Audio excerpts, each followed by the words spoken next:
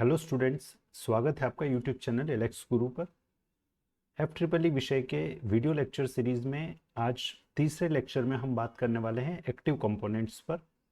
Active components क्या होते हैं और कौन कौन से एक्टिव कंपोनेंट्स हमें इस पर्टिकुलर विषय में पढ़ना है, इस पर डिटेल बात करते हुए आज हम पहले एक्टिव कंपोनेंट डायोड के बारे में डिटेल में बात करेंगे। अगर आपने अभी तक हमारा चैनल सब्सक्राइब नहीं किया है तो आप चैनल सब्सक्राइब ज़रूर से करें, साथ ही साथ वीडियो पसंद आने पर वीडियो को लाइक भी ज़रूर से करें। तो आइए अब हम बात करते हैं एक्टिव कंपोनेंट्स की।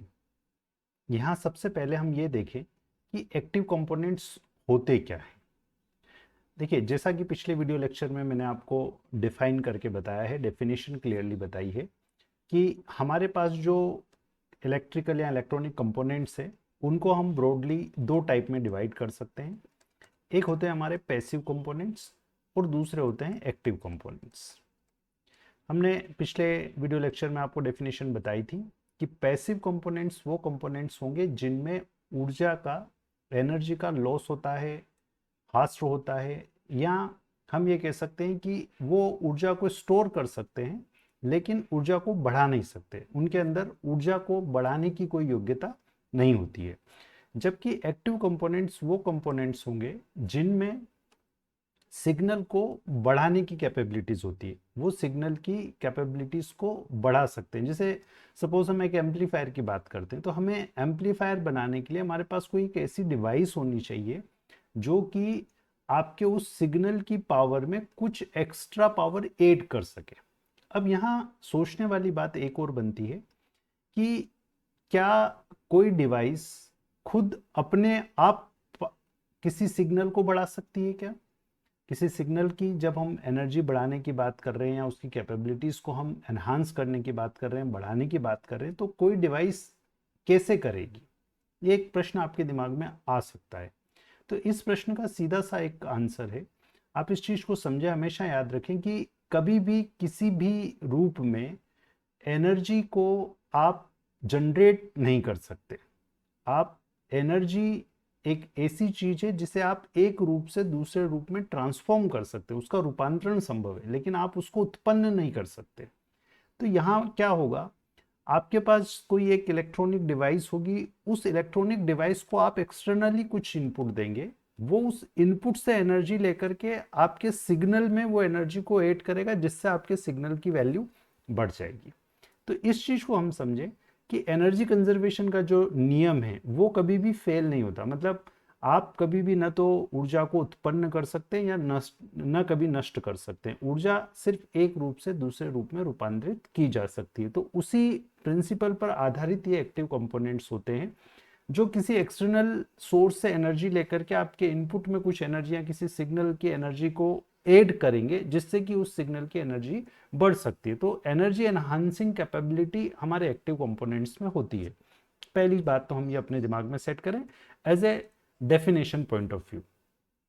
अब हम यहाँ पर जो बात कर रहे हैं, देखिए यहाँ पर सबसे इंपॉर्टेंट पॉइंट ये हो जाता है कि हम जब इलेक्ट्रॉनिक कंपोनेंट्स की बात करते हैं तो इलेक्ट्रॉनिक कंपोनेंट में आप लोगों ने एक वर्ड आजकल सुना होगा, काफ़ी चर्चा में ये वर्ड रहता है, दैट इज सेमीकंडक्टर। बीच में कई बार जब आप लोगों ने सुना होगा कि बाहर के देशों से जो हमारे आयात प्रतिबंधों के कारण या कोरोना के कारण या किन्हीं किन्हीं कारणों की वजह से सेमीकंडक्टर चिप निर्माण में कुछ प्रॉब्लम्स हुई थी, और उन प्रॉब्लम्स की वजह से जैसे कारें बन रही थी तो उनके मैन्युफैक्चरिंग में डिले हो रहा था, या कई बार हमें स्मार्ट कार्ड्स बनाने तो उन स्मार्ट कार्ड्स में प्रॉब्लम आ रही थी। ऐसे कई सारे इश्यूज उसकी वजह से आ रहे थे। तो ये बेसिकली सेमीकंडक्टर होता क्या है?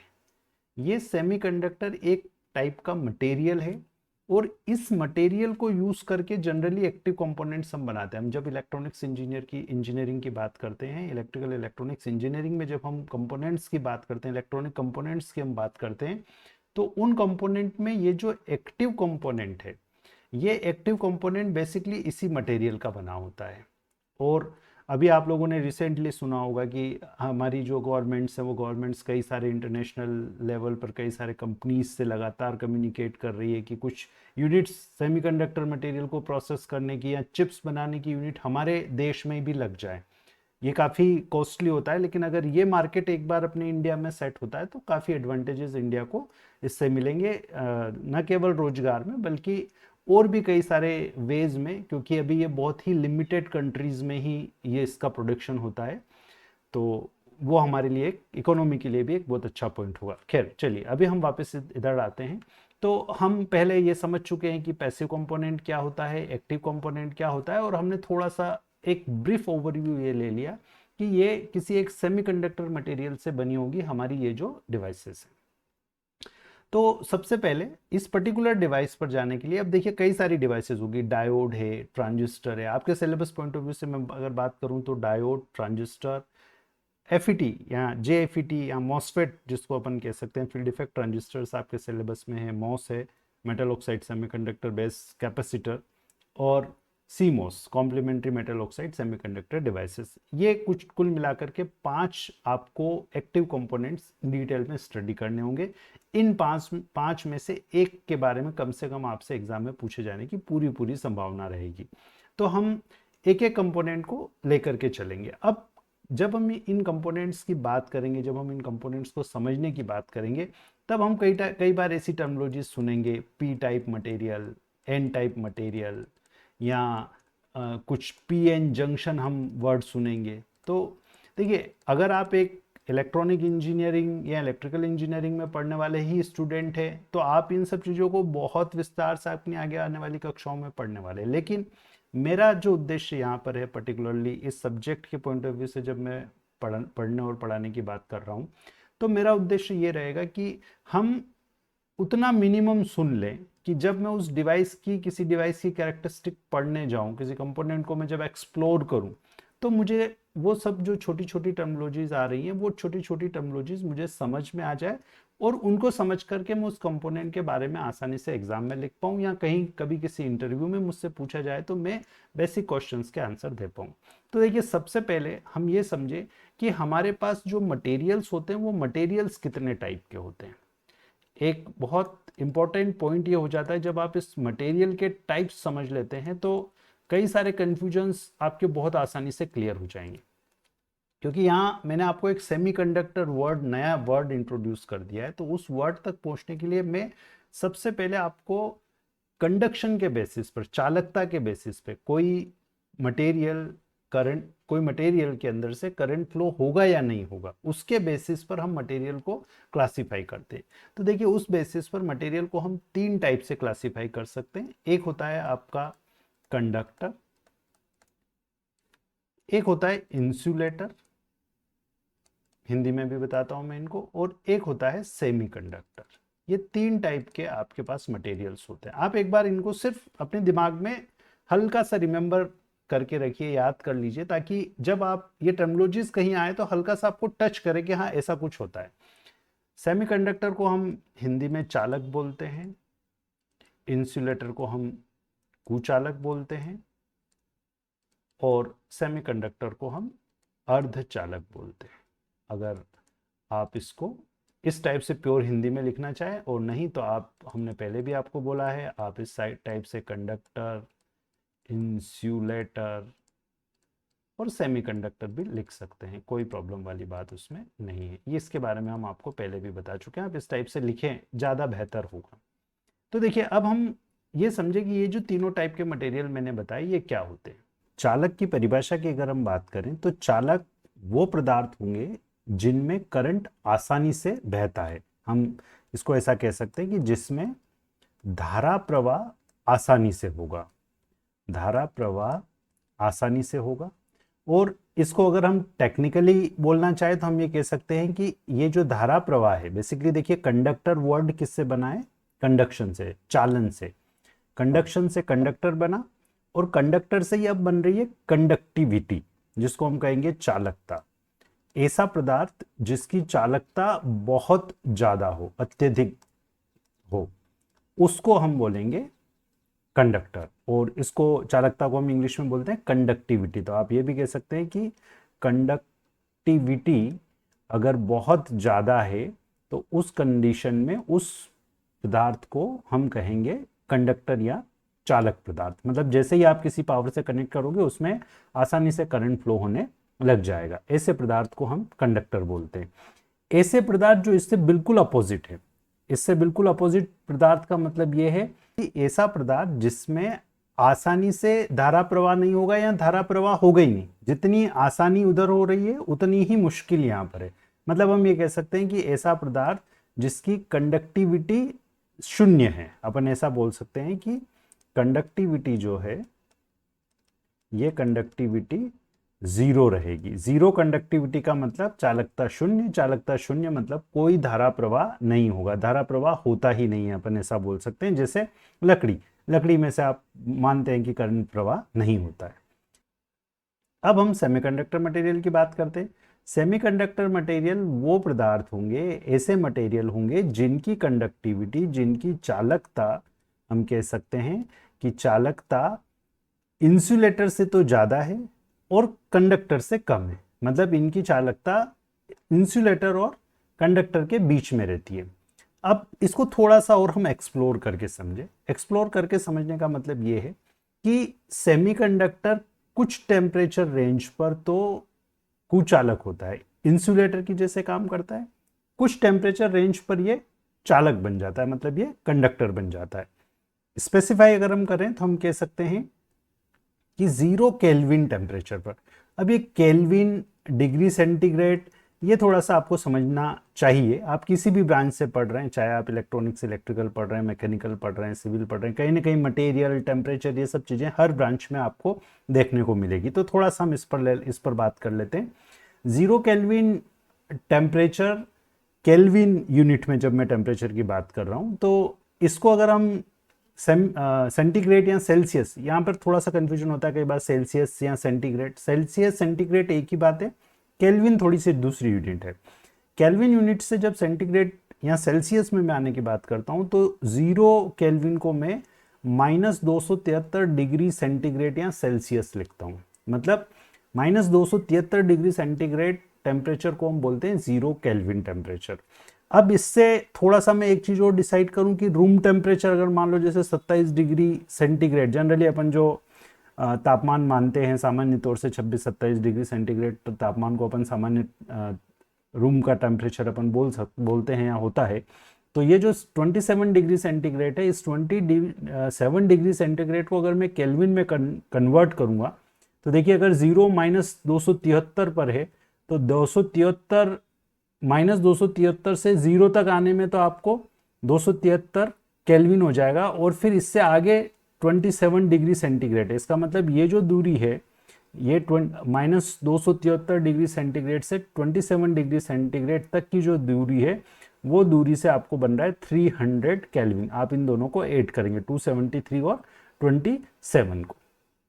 तो रूम टेम्परेचर की जब मैं बात करूंगा तो मुझे 300 केल्विन कहूंगा। केल्विन में अगर मैं यूनिट यूज कर रहा हूं तो केल्विन, और सेंटीग्रेड यूज कर रहा हूं तो 27 डिग्री सेंटीग्रेड। तो ये कुछ दो टेम्परेचर मैंने डिफाइन किए। ये जो टेम्परेचर है आपका, जिसको मैं 0 केल्विन कह रहा हूं, या आप जिसको आसानी से समझ सकते हैं -273 डिग्री सेंटीग्रेड, इस टेम्परेचर पर सेमीकंडक्टर, इस टेम्परेचर पर मतलब -273 डिग्री सेंटीग्रेड या 0 केल्विन टेम्परेचर पर सेमीकंडक्टर आपका इंसुलेटर रहता है। मतलब ये कंडक्ट नहीं करता है, ये इंसुलेटर रहता है। क्यों हम इसको सेमीकंडक्टर, अर्धचालक क्यों बोले? ये चालक भी है और कुचालक भी नहीं है, ऐसा क्यों है? उसके पीछे रीजन ये है कि बहुत कम टेम्परेचर पर तो ये क्या बना रहता है, इंसुलेटर बना रहता है। लेकिन जब आप टेम्परेचर बढ़ाते हो, जैसे अगर मैं 300 केल्विन पर आ गया, या रूम टेम्परेचर जिसको मैं 27 डिग्री सेंटीग्रेड या सेल्सियस बोल रहा हूँ, इस तापमान पर अगर मैं आ जाता हूँ, तो इस तापमान पर यही सेमीकंडक्टर जो पहले इंसुलेटर था, अब ये कंडक्टर जैसी प्रॉपर्टीज दिखाएगा। कंडक्टर जैसी प्रॉपर्टी दिखाने का मतलब ये कि अब इसमें से करंट बहने लग जाएगा। तो बहुत कम तापमान पे करंट नहीं बहता, लेकिन जब सामान्य तापमान आता है तो सामान्य तापमान पर ये क्या बन जाता है, एक कंडक्टर बन जाता है। तो इन मटेरियल्स का उपयोग हम सामान्यतः जो हमारी जो इलेक्ट्रॉनिक डिवाइसेस होती है, उन डिवाइसेस को बनाने के लिए करते हैं। तो पहली बात तो ये मटेरियल के 3 टाइप हुए कंडक्टिविटी के बेसिस पर। इसको मैं थोड़ा सा और एक और कंसेप्ट से समझाऊंगा। थोड़ा सा देखिए, थोड़ा सा लेक्चर ये ज़्यादा होगा, कारण ये कि आगे की जो डिवाइसेस है उन डिवाइसेस में कई सारी टर्मिनोलॉजीज ऐसी आएगी जहां मुझे फिर से आपको बहुत ज़्यादा डिटेल में बात नहीं करना पड़ेगी, इसलिए। और छोटे छोटे कंसेप्ट है और इंजीनियरिंग फील्ड के ही कंसेप्ट है, कहीं पर भी कभी भी आपको ये चीज़ें यूज़ करनी पड़ सकती है, इसलिए आप इनको थोड़ा सा दिमाग में सेट करने की कोशिश करें, समझने की कोशिश करें। मैं ये जो आपके कंडक्टर, इंसुलेटर और सेमीकंडक्टर है, इनको थोड़ा सा एक बैंड गैप थ्योरी से भी समझाने की कोशिश करता हूं। एक आपके पास कंडक्टर है, एक सेमीकंडक्टर है और एक इंसुलेटर है।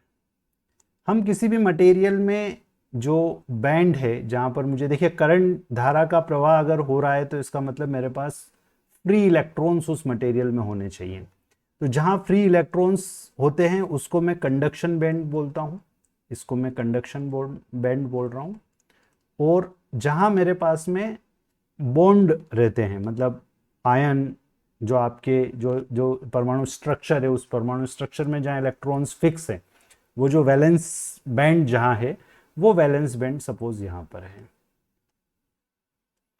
अब इस वैलेंस बैंड और कंडक्शन, जब आपका इलेक्ट्रॉन, फ्री इलेक्ट्रॉन अगर कंडक्शन बैंड में अवेलेबल है, मतलब फ्री इलेक्ट्रॉन उस मटेरियल में अवेलेबल है, तो कंडक्शन होगा, नहीं है तो कंडक्शन नहीं होगा। अब ये जो इंसुलेटर होता है, इस इंसुलेटर में हम ये कहते हैं कि ये जो गैप है, इसको मैं बोल रहा हूं एनर्जी गैप। किसके बीच में गैप है? ये एनर्जी गैप है कंडक्शन बैंड और वैलेंस बैंड में। इंसुलेटर में कंडक्शन बैंड और वैलेंस बैंड के बीच में गैप बहुत ज्यादा होता है। बहुत ज्यादा गैप होने की वजह से हम ये कह सकते हैं कि वैलेंस बैंड से कोई भी इलेक्ट्रॉन उठ करके कंडक्शन बैंड में नहीं जा पाता, और नहीं जा पाता तो उसमें जब आप वोल्टेज अप्लाई करते हैं तो उसमें करंट फ्लो आपको नहीं होता। लेकिन कंडक्टर में क्या होता है कि ये जो वैलेंस बैंड है और कंडक्शन बैंड है, ये ओवरलैप्ड रहते हैं। मतलब ये आप ये यहाँ मान लीजिए कि ये वैलेंस बैंड भी है और कंडक्शन बैंड भी, इसमें फ्री इलेक्ट्रॉन्स अवेलेबल रहते, तो जैसे ही आपने कनेक्ट किया पोलैरिटी के अकॉर्डिंगली आपको उसमें धारा का, इलेक्ट्रॉन्स का प्रवाह प्रारंभ हो जाएगा, और उसी को हम क्या कह देते हैं? करंट कह देते हैं। सेमीकंडक्टर मटेरियल में हम ये कह रहे हैं कि ये जो गैप है, ये गैप बहुत कम होता है। ये गैप अप्रोक्सीमेटली 1 इलेक्ट्रॉन वोल्ट के बराबर होता है। इसमें 6 इलेक्ट्रॉन वोल्ट या उससे ज़्यादा होता है। बहुत ज़्यादा टेक्निकली, बहुत ज़्यादा पैरामीटर्स को याद रखने की आपको ज़रूरत नहीं है, लेकिन आप कंसेप्ट्स को ज़रूर से याद रखें कि हाँ, इंसुलेटर मतलब किसी भी पर्टिकुलर मटेरियल की जब हम बात करेंगे तो दो बैंड्स होंगे, एक कंडक्शन बैंड होगा, एक वैलेंस बैंड होगा। उनमें बहुत ज़्यादा गैप मतलब इंसुलेटर, वो एक दूसरे के ऊपर ओवरलैप मतलब वो कंडक्टर, और कम गैप मतलब वो सेमीकंडक्टर। तो क्या होगा, जैसे ही आप इस वैलेंस बैंड के किसी इलेक्ट्रॉन को कुछ थोड़ी सी भी एनर्जी देंगे तो वो यहाँ से जंप करके कंडक्शन बैंड में पहुंच जाएगा और आपको कंडक्शन मिलने लग जाएगा। तो हमारे जो सेमीकंडक्टर मटेरियल है, वो सेमीकंडक्टर मटेरियल इन प्रॉपर्टीज को रखते हैं। इसके साथ एक और इंपॉर्टेंट पॉइंट जो बहुत ज्यादा कॉमनली यूज होते हैं सेमीकंडक्टर मटेरियल, वो है जर्मेनियम और सिलिकॉन। ये दोनों आप याद रख लीजिए कि जर्मेनियम और सिलिकॉन सेमीकंडक्टर मटेरियल हैं। इनके आउटर शेल में आप यह याद रखिएगा, अगर आपने केमिस्ट्री पढ़ा है तो इनके आउटर सेल में 4 वैलेंस इलेक्ट्रॉन्स रहते हैं। ये किसी से 4 इलेक्ट्रॉन शेयर करके अपना बॉन्डिंग कंप्लीट कर सकते हैं। तो क्या होता है, हम अब स्पेसिफिक पॉइंट पर आ रहे हैं, जो स्पेसिफिक पॉइंट आपको डायोड को समझने में लगेगा। हमारे पास जो ये सेमीकंडक्टर मटेरियल्स होते हैं, ये सेमीकंडक्टर मटेरियल्स बेसिकली, अगर हम ब्रॉडली इनकी शुद्धता के आधार पर इनको अगर हम क्लासिफाई करना चाहें तो हम 2 टाइप से इनको क्लासिफाई कर सकते हैं। एक होता है आंतरिक अर्धचालक, और एक होता है बाह्य अर्धचालक। इस आंतरिक अर्धचालक को मैं शुद्ध अर्धचालक भी बोल सकता हूं, इसको मैं अशुद्ध भी बोल सकता हूं। और ये जो आंतरिक या शुद्ध अर्धचालक है, इसी को हम इंग्लिश में लिखेंगे तो इसको हम लिखते हैं इंट्रिंसिक सेमीकंडक्टर, और ये जो दूसरा है इसको हम लिखेंगे एक्सट्रिंसिक सेमीकंडक्टर। तो देखिए थोड़ा सा आपको ये हेवी लग सकता है, लेकिन आप अगर इसको समझने की कोशिश करेंगे तो काम आपका बन जाएगा। तो सेमीकंडक्टर 2 टाइप के होते हैं, एक शुद्ध सेमीकंडक्टर और एक अशुद्ध सेमीकंडक्टर। शुद्ध सेमीकंडक्टर ये जर्मेनियम और सिलिकॉन ही, मतलब आपके पास उस जो सेमीकंडक्टर मटेरियल है उस सेमीकंडक्टर मटेरियल में कोई दूसरा कोई मटेरियल आपने मिक्स नहीं कर रखा। अब क्या होता है, इसकी कंडक्टिविटी रूम टेम्परेचर पर बहुत ज़्यादा नहीं होती। अगर मुझे इसकी कंडक्टिविटी थोड़ी बढ़ानी है तो मुझे इसके अंदर फ्री इलेक्ट्रॉन्स बढ़ाने पड़ेंगे। तो फ्री इलेक्ट्रॉन्स बढ़ाने के लिए हम क्या करते हैं, हम इसको अशुद्ध करते हैं, है ना। वैसे अशुद्ध हम चीज़ों को नहीं करते हैं, करना भी नहीं चाहिए, लेकिन यहाँ हम इंटेंशनली इसको अशुद्ध करते हैं। मतलब हम इसमें कुछ अशुद्धि मिलाते हैं और उस अशुद्धि को मिलाने की प्रोसेस कहलाती है डोपिंग। हम यहाँ पर डोपिंग करते हैं और उस डोपिंग से क्या हो जाता है, बेसिकली हम क्या करते हैं, अशुद्धि मिलाते हैं, मिक्स करते हैं हम इसके अंदर इस मटेरियल। ये जो प्योर जर्मेनियम और सिलिकॉन है, इन प्योर जर्मेनियम और सिलिकॉन के अंदर हम क्या करेंगे, कुछ एक्स्ट्रा बाहर से इसके अंदर डालेंगे, किसी एक के अंदर, या तो जर्मेनियम या सिलिकॉन के अंदर कुछ बाहर से हम एक्स्ट्रा ऐड करेंगे। अगर ये ऐड करने वाला जो मटेरियल है, इस मटेरियल के आउटर सेल में 3 इलेक्ट्रॉन्स है। देखिए समझना इस चीज को, 3 इलेक्ट्रॉन वाली जो अशुद्धियां होती है, उन अशुद्धियों को हम पी टाइप की अशुद्धि बोलते हैं। और ये जो अशुद्धियां होती है, ये जैसे बोरोन हो सकती है, गैलियम हो सकती है, या ये इंडियम हो सकती है। ये अशुद्धि जब आप किसी सेमीकंडक्टर, प्योर सेमीकंडक्टर मटेरियल को के अंदर मिक्स करते हैं तो देखिए क्या होगा। आपका जो ये मटेरियल है, जिस मटेरियल के बाहरी कक्षा में सिर्फ 3 इलेक्ट्रॉन्स है, जैसे सपोज मैंने गैलियम ले लिया, या थोड़ा सा मैं इंडियम ले लेता हूं, जैसे सपोज मैंने इंडियम लिया। इस इंडियम के बाहरी शेल में मेरे पास ये 3 इलेक्ट्रॉन है। तो क्या होगा, जर्मेनियम, जैसे मान लो सपोज आपने germanium, pure semiconductor material germanium के अंदर थोड़ा सा आपने इंडियम डाला। इंडियम डालते क्या होगा, जर्मेनियम के भी आउटर शेल में 4 इलेक्ट्रॉन्स।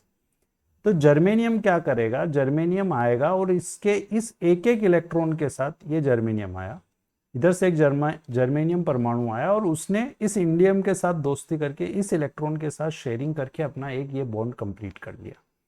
दूसरा उधर से कोई आ जाएगा, वो बोलेगा भैया एक मुझे दे दे यार।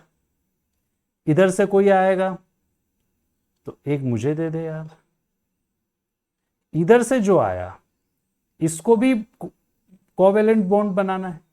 लेकिन यहां क्या हुआ, देखिए यहां समझिए आप, यहां क्या हुआ, जब ये इंडियम के चारों तरफ जर्मेनियम आकर के क्लब हो रहा है, मतलब ऐसा स्ट्रक्चर कंटिन्यू होता रहेगा, है ना। अब ये आप इधर मान लीजिए जर्मेनियम, इधर अगर जर्मेनियम ही एक और जर्मेनियम इधर बना हुआ है, तो ये देखिए जर्मेनियम के बाहर तो 4 है, तो इस टाइप से आपके हर जर्मेनियम के बाहर 4 हैं, 4 इलेक्ट्रॉन्स, 4 फ्री इलेक्ट्रॉन्स है। तो इधर बाकी जर्मेनियम से जर्मेनियम भी बनाएगा। तो अगर जैसे सपोज ये इधर एक और जर्मेनियम आ गया, तो ये जर्मेनियम का इधर कंप्लीट हो गया, इधर कंप्लीट हो गया, ऐसे चलता रहेगा। लेकिन जब इंडियम को चारों तरफ से जर्मेनियम कनेक्ट करने की कोशिश करेगा, तो एक सिरे पर हमें ये वैकेंसी मिल रही है। देखिए एक सिरे पर ऐसा हो रहा है कि यहाँ पर कोई इलेक्ट्रॉन नहीं है, मतलब ये बॉन्ड पूरा नहीं हो रहा है। तो इस बॉन्ड को, इस वैकेंसी को, ये जो वैकेंसी है, ये जो कमी है इलेक्ट्रॉन की, वैकेंसी कह सकते हैं, या हम उस बॉन्ड में, कोवेलेंट बॉन्ड में जो एक इलेक्ट्रॉन की कमी है, इस इलेक्ट्रॉन की कमी को ही हम होल बोलते हैं। ये एक चार्ज कैरियर है। अब ये एक बहुत बड़ा कॉमन क्वेश्चन होता है स्टूडेंट्स का कई बार कि होल अगर वैकेंसी है, इसको मतलब अपन कमी बोल रहे हैं, तो ये कमी चार्ज कैरियर कैसे हो सकता है। कमी अगर कुछ है तो वो कमी कैसे, करंट फ्लो उस कमी की वजह से कैसे हो जाएगा। तो यहाँ एक चीज समझिए आप कि ये जो कमी है, ये कमी बेसिकली क्या होगा, इस सेम टेम्परेचर लेवल पर ये इलेक्ट्रॉन्स ऐसे हैं कि इसी सेम टेम्परेचर लेवल पर होने की वजह से कोई भी इलेक्ट्रॉन, जैसे सपोज इसका कोवेलेंट बॉन्ड बना हुआ है किसी दूसरे जर्मेनियम से, ये यहाँ एक और जर्मेनियम है, इसका कोवेलेंट बॉन्ड इससे बना हुआ है। इस इलेक्ट्रॉन को इच्छा हुई कि मुझे थोड़ी देर घूम करके आना है, तो ये इलेक्ट्रॉन हो सकता है कि यहाँ से उठ करके इस वैकेंसी को फिल कर दे। अगर ये इलेक्ट्रॉन यहाँ से उठ करके यहाँ आ गया तो क्या हो जाएगा, यहाँ पर एक वैकेंसी बन जाएगी। मतलब क्या हुआ, हमने ये कहा कि इलेक्ट्रॉन यहाँ से यहाँ आया तो वैकेंसी उठ करके यहाँ से यहाँ चली गई। तो प्रवाह जब हम करंट की बात करेंगे तो करंट तो मुझे किसकी वजह से मिला, इलेक्ट्रॉन की वजह से ही मिला, लेकिन उस इलेक्ट्रॉन की वजह से जो करंट मुझे मिला इसको मैंने कैसे विजुलाइज किया, इसको मैंने ऐसे विजुलाइज किया कि ये इलेक्ट्रॉन जब उठ करके यहाँ से यहाँ आया तो यहाँ पर एक वैकेंसी क्रिएट हो गई, और उस वैकेंसी की वजह को मैं दूसरे शब्दों में ये कह सकता हूँ कि मेरा एक जो एक्स्ट्रा होल यहाँ था वो होल यहाँ से यहाँ शिफ्ट हो गया, तो ये होल की शिफ्टिंग भी है। तो इस वजह से ऐसे मटेरियल जिसमें इलेक्ट्रॉन की कमी होने की वजह से बहुत सारे होल्स होंगे, बहुत ज़्यादा होल होंगे, उन होल्स में इलेक्ट्रॉन्स का प्रवाह इधर से उधर होता रहेगा और उसकी वजह से हमें करंट मिलेगा। ऐसे मटेरियल को हम बोलते हैं पी टाइप का मटेरियल। इसमें चार्ज कैरियर कौन हो जाएगा, देखिए आपको इस टाइप का कभी क्वेश्चन हो सकता है कि किसी एग्जाम में मिल जाए, पी टाइप में चार्ज कैरियर क्या होता है, तो होल चार्ज कैरियर होता है ना। अब ऐसा पदार्थ जिसके आउटर शेल में 5 इलेक्ट्रॉन है, अगर हम उसको इस जर्मेनियम या सिलिकॉन में मिलाएंगे तो क्या होगा, अब हम ये देख लेते हैं। तो अगर जैसे सपोज मेरे पास कोई मटेरियल है, आर्सेनिक मटेरियल है, इसको मैं AS से रिप्रेजेंट कर रहा हूं, यह आर्सेनिक मटेरियल है और इस आर्सेनिक मटेरियल के आउटर शेल में 5 इलेक्ट्रॉन्स है, ये 4 मैंने बना दिया और एक और फ्री इलेक्ट्रॉन है। अब अगर ये मान लो मैंने सपोज जर्मेनियम के अंदर डाला तो क्या होगा, फिर से वही जर्मेनियम के जो एटम्स हैं वो जर्मेनियम के एटम्स यहाँ आएंगे और इससे दोस्ती करेंगे कि भैया मेरे साथ दोस्ती कर लो, आपका एक इलेक्ट्रॉन मुझे दे दो, तो मेरा कोवेलेंट बॉन्ड क्या हो जाएगा, कंप्लीट हो जाएगा।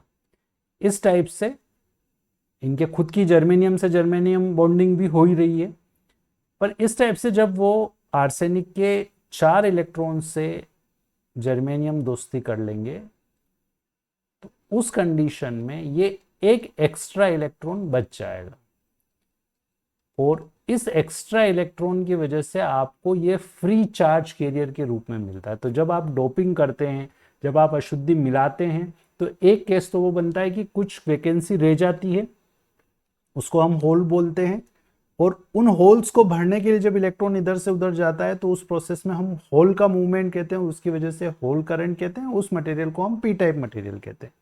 जर्मेनियम या सिलिकॉन में मैंने कोई ऐसा मटेरियल मिलाया जिसके बाहरी कक्षा में 5 इलेक्ट्रॉन है, तो एक एक्स्ट्रा इलेक्ट्रॉन मुझे वहां पर क्या मिलेगा, फ्री इलेक्ट्रॉन की फॉर्म में मिलेगा। ये आपका फ्री चार्ज कैरियर है, और इस फ्री चार्ज कैरियर की वजह से मुझे इलेक्ट्रॉन करंट मिलेगा, और ऐसे मटेरियल को मैं बोलूंगा एन टाइप का मटेरियल। मतलब हम अगर इस चीज को अभी समझ पा रहे हैं तो हम ये कह सकते हैं कि हमारे पास में सेमीकंडक्टर मटेरियल इंट्रिंसिक सेमीकंडक्टर हो सकते हैं, एक्सट्रिंसिक सेमीकंडक्टर मटेरियल हो सकते हैं। डोपिंग हम करके इस इंट्रिंसिक सेमीकंडक्टर से डोपिंग करके हम एक्सट्रिंसिक सेमीकंडक्टर बना सकते हैं, जहां मुझे फिर एक्सट्रिंसिक सेमीकंडक्टर 2 टाइप के मिल रहे हैं। एक पी टाइप का मैं बोल रहा हूं जहां पर चार्ज कैरियर मेरे पास होल है, और एक मैं बोल रहा हूं एन टाइप का जहां पर मेरे पास चार्ज कैरियर इलेक्ट्रॉन है। तो इतनी बात अगर हम समझ चुके हैं तो अब हम डायोड को समझने चल सकते हैं। हम अगर इतनी बातें समझ गए हैं कि हमारे पास जो मटेरियल्स हैं वो मटेरियल्स कंडक्टर, इंसुलेटर, सेमीकंडक्टर हो सकते हैं। कंडक्टर की कंडक्टिविटी बहुत ज़्यादा होती है, इंसुलेटर की कंडक्टिविटी 0 होती है, वो उनमें कंडक्शन नहीं होता है। 0 केल्विन टेम्परेचर या -273 डिग्री सेंटीग्रेड पर आपका जो सेमीकंडक्टर मटेरियल है, ये सेमीकंडक्टर मटेरियल एक इंसुलेटर की तरह कार्य करता है, कुचालक की तरह कार्य करता है। Room temperature, normal temperature 27 degree centigrade, 30 degree centigrade के आसपास या 300 केल्विन के आसपास के टेम्परेचर पर हम ये कहते हैं कि सेमीकंडक्टर एक कंडक्टर की तरह कार्य करता है। लेकिन सेमीकंडक्टर मटेरियल के आउटर शेल में बहुत ज़्यादा इलेक्ट्रॉन नहीं होते हैं, इसलिए इसको हम शुद्ध रूप में उपयोग नहीं करके इसके अंदर हम क्या करते हैं, अशुद्धि मिलाते हैं। और अशुद्धि मिलाने की वजह से हमारा ये जो मटेरियल है, प्योर मटेरियल, जिसको हम आंतरिक अर्धचालक या इंट्रिंसिक सेमीकंडक्टर बोल रहे हैं, ये हमारा कन्वर्ट हो जाता है एक्सट्रिंसिक सेमीकंडक्टर में अगर हम इसमें कोई अशुद्धि मिला देते हैं तो। और ये जो एक्सट्रिंसिक सेमीकंडक्टर मटेरियल है ये फिर से 2 टाइप के हो रहे हैं, एक पी टाइप और एक एन टाइप। जहां पी टाइप में चार्ज कैरियर होल होता है, वैकेंसी होती है, उस वैकेंसी को भरने के लिए जब एक इलेक्ट्रॉन कहीं उसी ऊर्जा स्तर का कोई इलेक्ट्रॉन आकर के उस वैकेंसी को भर देता है तो हमारा वैकेंसी शिफ्ट होता है। इस वैकेंसी शिफ्टिंग को हम बोलते हैं बेसिकली होल करंट। और एन टाइप में चूंकि एक एक्स्ट्रा इलेक्ट्रॉन आपकी जो अशुद्धि है उसके पास होता है 4 कोवेलेंट बॉन्ड बनाने के बाद में, वो जो एक्स्ट्रा इलेक्ट्रॉन है वो एक्स्ट्रा इलेक्ट्रॉन आपके पास फ्रीली अवेलेबल होता है। और यहाँ एक चीज और हम ये समझे कि जो कंडक्शन के लिए हम जो कह रहे हैं फ्री इलेक्ट्रॉन एन टाइप में अवेलेबल हो रहा है, वो यहाँ पर आपको कंडक्शन बैंड में एन टाइप के केस में मिल रहा है।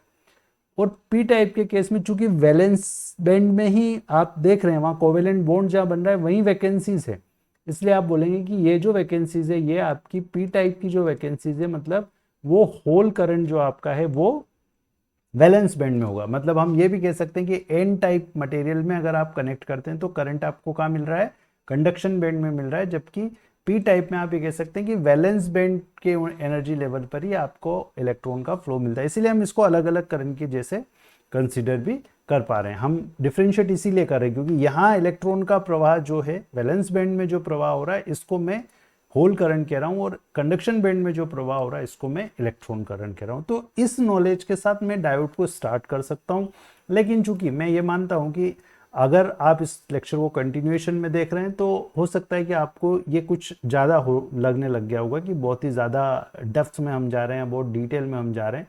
तो हम इस इंट्रोडक्शन को यहीं स्टॉप करते हैं। अगले वीडियो में हम बात करेंगे डायोड पर, जहाँ सीधे हम पी और एन टाइप मटेरियल को लेकर के सीधे डायोड की डिटेल में बात करेंगे। तो इस वीडियो लेक्चर में इतना ही। उम्मीद करता हूँ आपको ये वीडियो पसंद आ रहा है। अगर आपको वीडियो पसंद आया है तो आप लाइक करना ना भूलें। चैनल अगर आपने अभी तक सब्सक्राइब नहीं किया है तो आप चैनल ज़रूर से सब्सक्राइब करें। Thank you very much.